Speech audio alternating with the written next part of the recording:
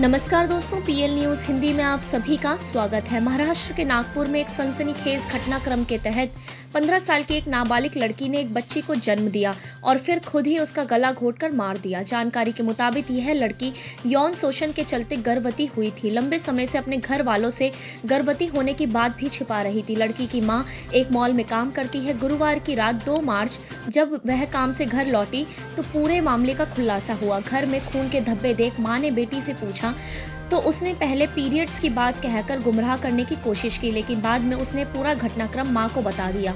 Police ने रविवार 5 मार्च को मामले की जानकारी दी। पुलिस का कहना है कि नागपुर के अंबाझरी इलाके में रहने वाली इस लड़की की सोशल मीडिया के जरिए एक युवक से दोस्ती हुई थी। इसी युवक ने उसका यौन शोषण किया था।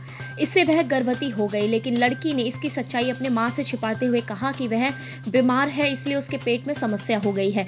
गर्भवती होने के बाद उसने इस मामले को पूरी तरह से छिपाने की कोशिश की। इसी दौरान उसने घर में ही बच्ची को जन्म देने का विचार आया। इसके लिए उसने YouTube पर वीडियो देखने शुरू किए। वीडियो देखते हुए उसने बच्चे को जन्म देने का तरीका समझा।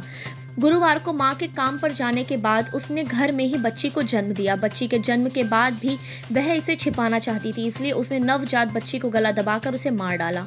इसके बाद उसने एक डिब्बे में छिपा कर रख दिया। बच्ची के जन्म के बाद भी वह इसे छिपाना चाहती थी, इसलिए उसने नवजात बच्ची को गला दबाकर मार डाला। इसके बाद उसने उसे एक डिब्बे में छिपाकर रख दिया। जब लड़की की मां वापस घर आई तो उसकी हालत देख और घर में खून के धब्बे देखकर उसकी तबीयत के बारे में पूछा। शुरुआत में गुमराह करने के बाद लड़की ने अपनी मां को पूरी घटना की जानकारी दी। फिर मां उसे लेकर हॉस्पिटल गई, जहां उसका इलाज चल रहा है। फिलहाल लड़की की हालत नाजुक बताई जा रही है। तो ऐसे ही लेटेस्ट अपडेट के लिए पीएल न्यूज हिंदी को सब्सक्राइब करें। तब तक के लिए